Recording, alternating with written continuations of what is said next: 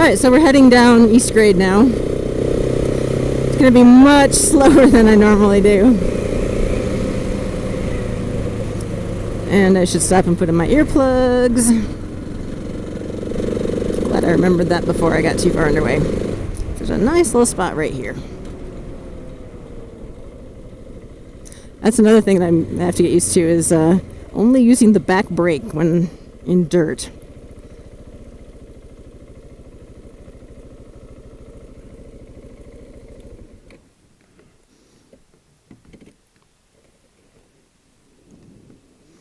Alright, back with ya. I love this view. There's so many cool differences in terrain here in SoCal.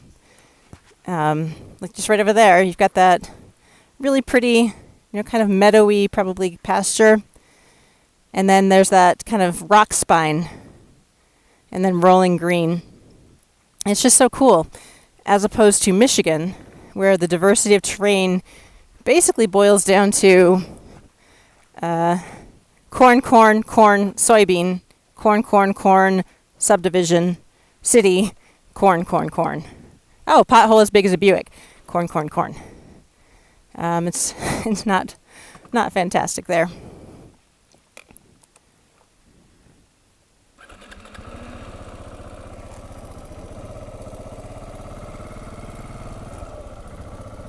So I was talking at the beginning of the ride about standing up on the bike and why we do it. On the GS, it's a lot easier to stand up than it is on the KTM, and I'll show you why. The GS weighs, with all the shit I've got on it, about 700 pounds plus my weight, so it's got a lot of stability and inertia. Whereas the KTM weighs 325 pounds wet, add 165 pounds of me on top of that, and you've got a bike with half the horsepower and a third of the weight, basically. But the optimal bit, or the relevant bit here, is the weight. And so standing up is fine. On the GS, I'm going to wait till I get around this curve here. On the GS, I can lift one foot, move around, and the bike keeps going in a straight line. But on the KTM, there are very few straightaways here. If I lift up, I'm going to look down so you can see this. If I lift my left foot, we start going right real fast because all my weight's on the right side of the bike. And the reverse is also true. Lift the right foot, and if I'm not actively counterbalancing, which I really was there, I still start diving off to the left. So one of the things I need to work on is mounting and dismounting the bike without putting the kickstand down, because I can't always get the kickstand down. So that involves getting really good at managing your weight and balance and core strength, because you have to pick your right leg up, bring it over the saddle onto the left side of the bike, and so all of your weight's on that left peg except for whatever you're leaning over onto the right side with your body weight, and then you have to stop the bike and get off of it, or on the other side of that, start the bike and get underway from a dead stop. I have managed to get off the bike, stopped this bike, not the GS, there's no way I can do the GS, but I can get off this bike at a standstill without the kickstand down because it's very light. Next will be learning how to get started, and I think I can probably do that too fairly easily, but it's just one of those mental block things.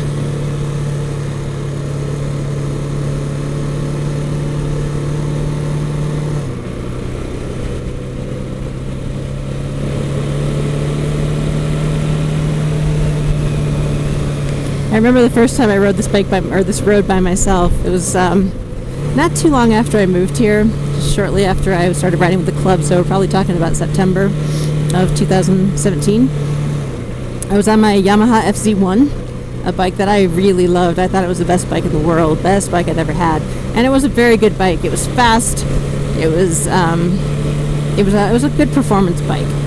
It didn't do anything perfectly, but it did everything pretty well.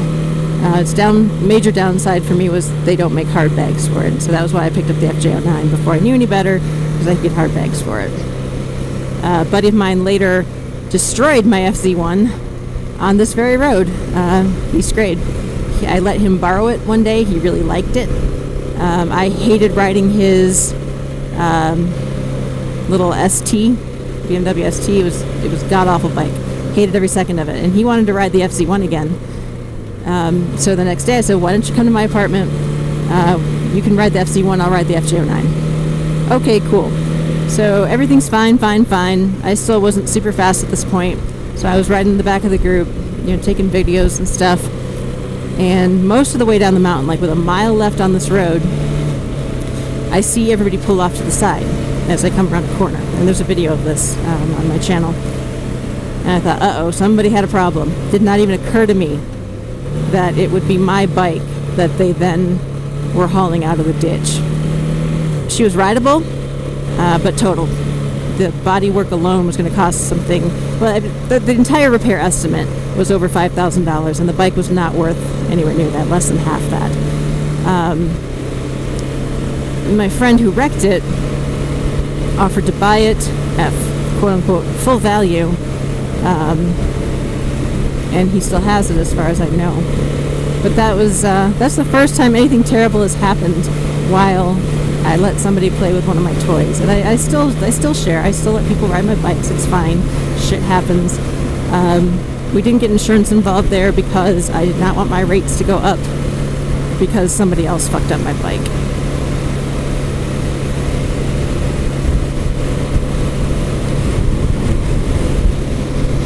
I don't really want to go home yet. It's 5:45. Got 2 hours of daylight left. Where should I go? I could go down Black Canyon off of Mesa Grande. That sounds good.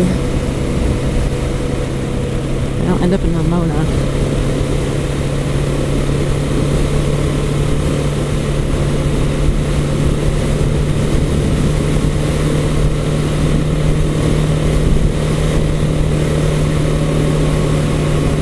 That'll give me more experience playing with this tire pressure too.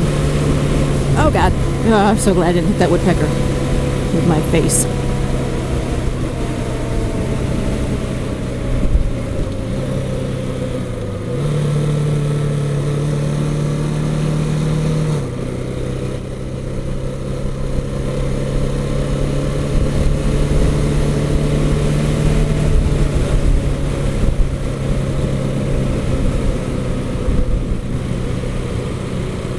Another thing I was talking about in the video that I scrapped was how, as I've been learning to ride dirt, I have gotten some really bad habits that I've just started noticing.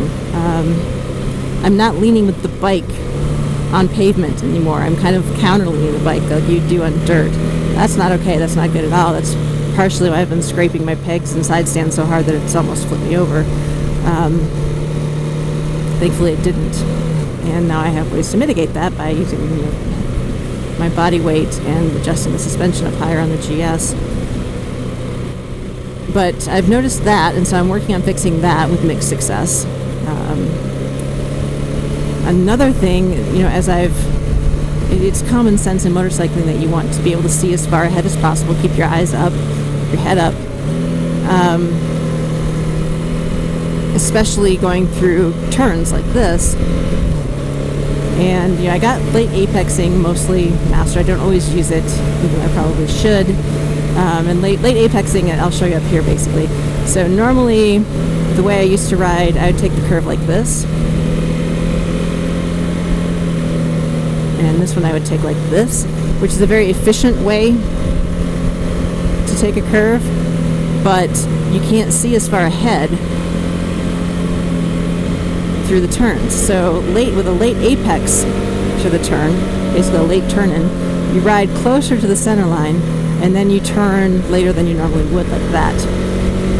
And that gives you a much, maybe not much, but it gives you several dozen feet, maybe yards of visibility around that turn, and it also keeps you off the shoulder. There are a lot of bicyclists up here, and oh my god, they scare me to death. They take their lives in their hands, especially on roads like this. People drive like insanely fast up here, and they hug that shoulder on some of the turns, And if they come around a blind turn and there's a bicyclist there, that bicyclist is fucked. Dead. Done. Gone. So working in the late apexing thing, cool. But I also found myself not keeping my eyes up as much as I could. That vanishing point was getting closer and closer and closer to the bike, and that makes it harder to keep a good line, makes it harder to keep a smooth line, and it's not as safe. You want to keep your eyes up at the vanishing point.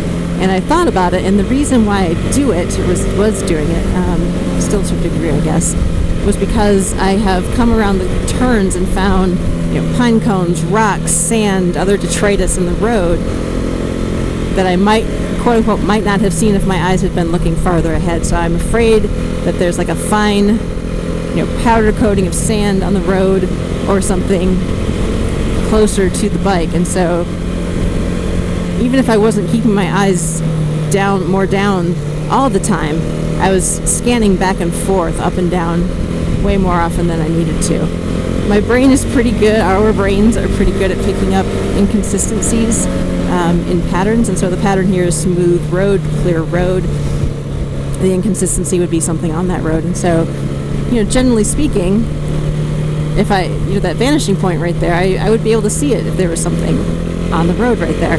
But there's this primal part of my brain that says, I don't know, I don't necessarily trust your perception. Maybe we should just take a quick gander at what's right next to us. And that's fine and well if there's something in my reptilian brain that says, hey, that wants to get my attention and doesn't really specify what the attention is needed for, then yeah, I'll take a quick gander, and that's worthwhile.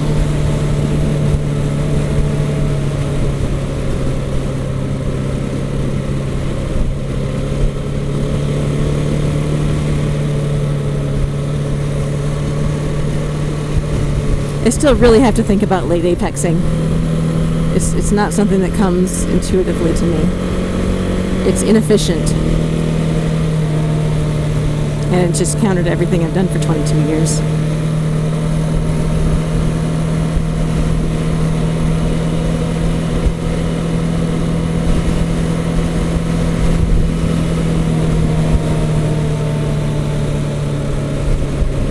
But fortunately for me, most of the riders in my club are not only exceptionally, amazingly good riders, they're also very good teachers, and they're very patient.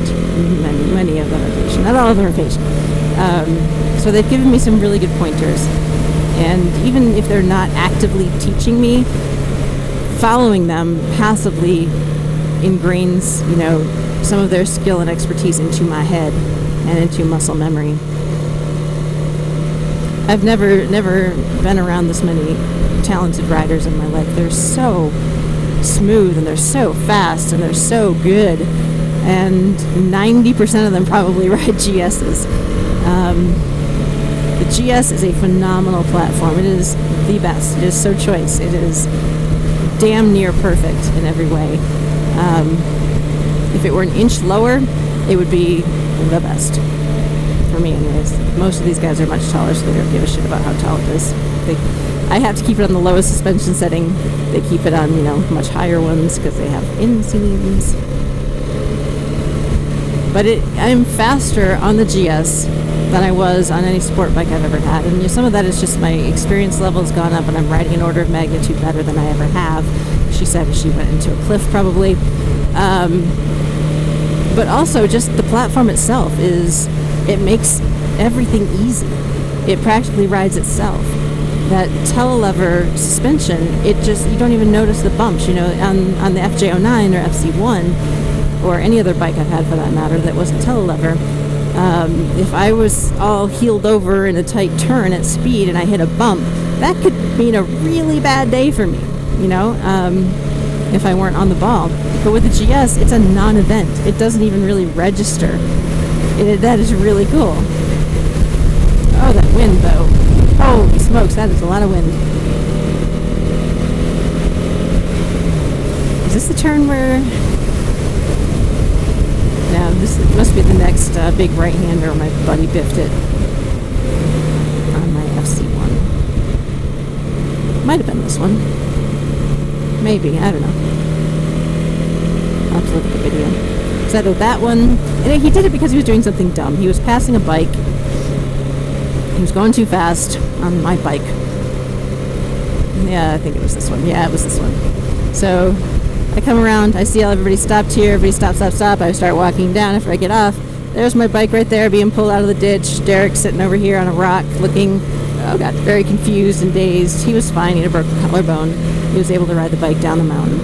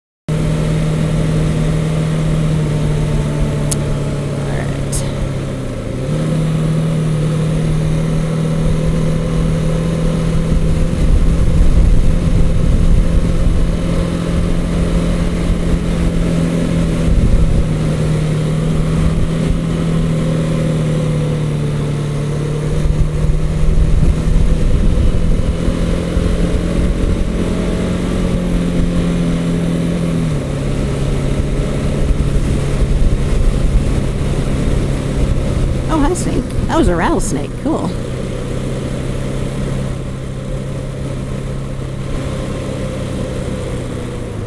I don't mind seeing rattlesnakes from a distance on the bike. Fortunately, I've not had to see one up close and personal on the ground.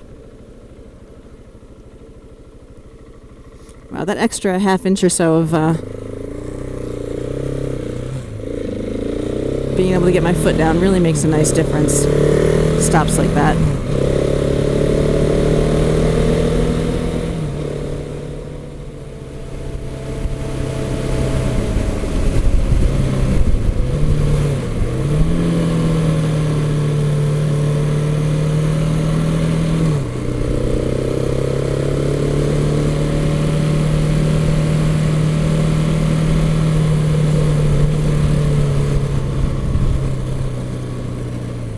So I am not a fan of this road. Well, I mean, I like the area, I like the views, it's beautiful.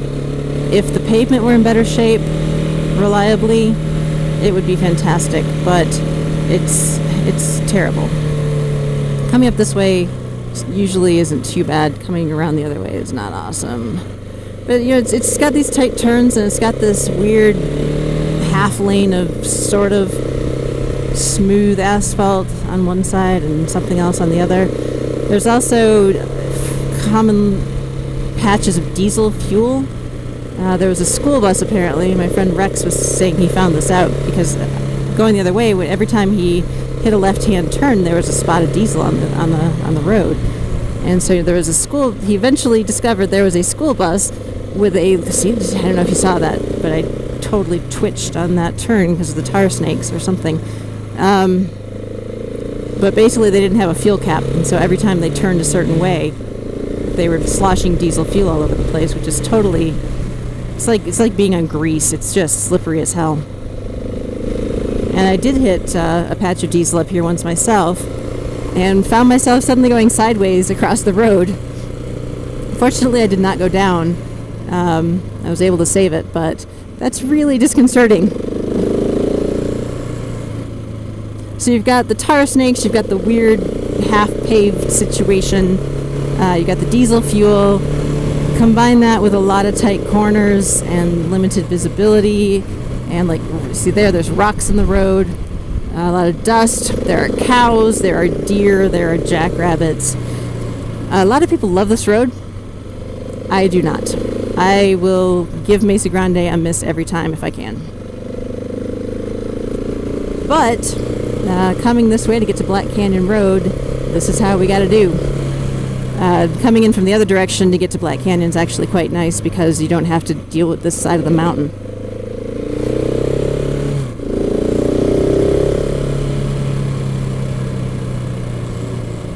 And the sun in my eyes is making things doubly interesting.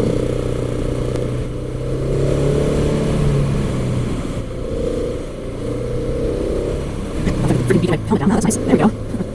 Not used to having to go out, but I'm so grateful there's one.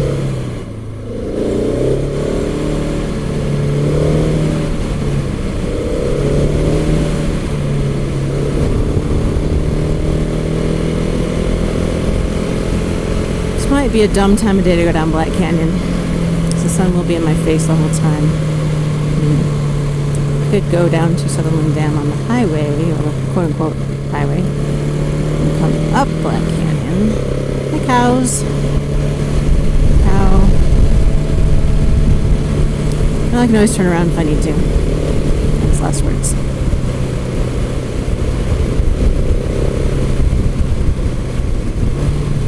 This is a weird set of turns right here.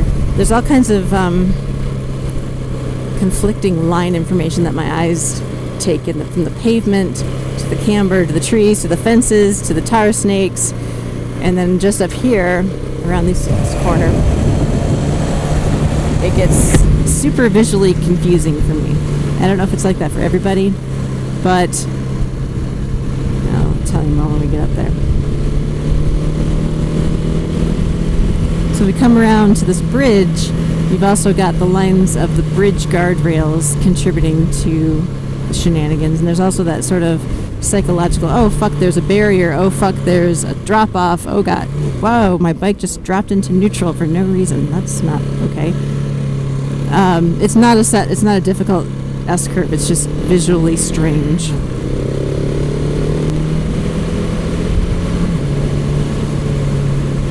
So most of the worst part of this is might still some shenanigans come, but my large right now.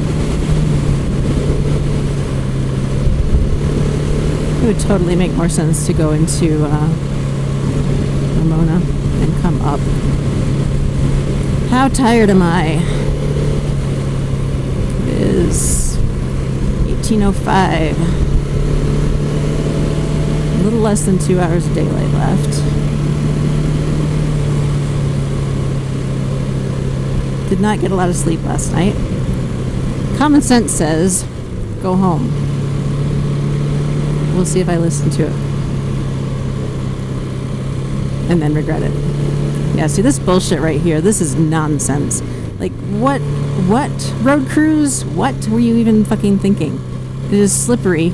It is right in the middle of the shit lane. That was my fault.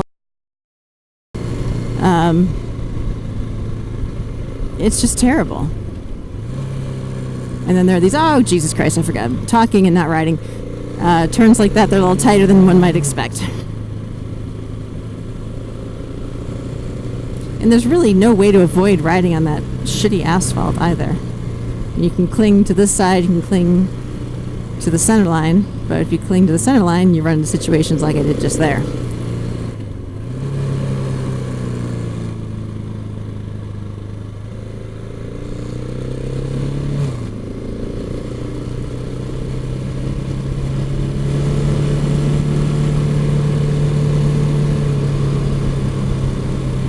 I'm also kind of hungry.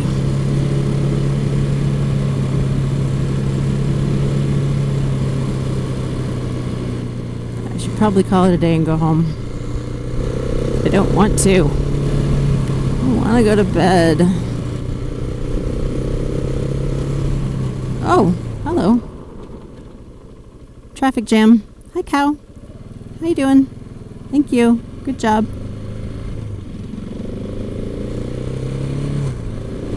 So I always see signs about that's a potential thing that happens around here in open grazing land. The only other time I've ever come around to, oh Jesus, oh my goodness. The only other time I've come upon actual livestock on the road was near Gerlach, Nevada, and that was a whole herd of cows in the road. Hi guys.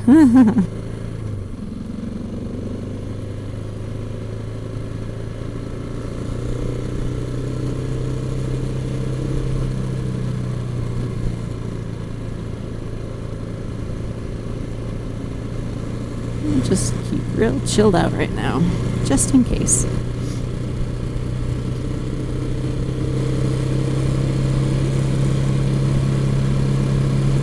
I wonder if they let the bulls run around like that, and how aggressive they are with traffic. Although I suppose I could probably outmaneuver a cow or a bull. Don't want to have to. Well, that was a little invigorating. I mean, it wasn't scary, but it was a little jolt of adrenaline. Ah, fuck, something in the road. Oh god, it's a cow.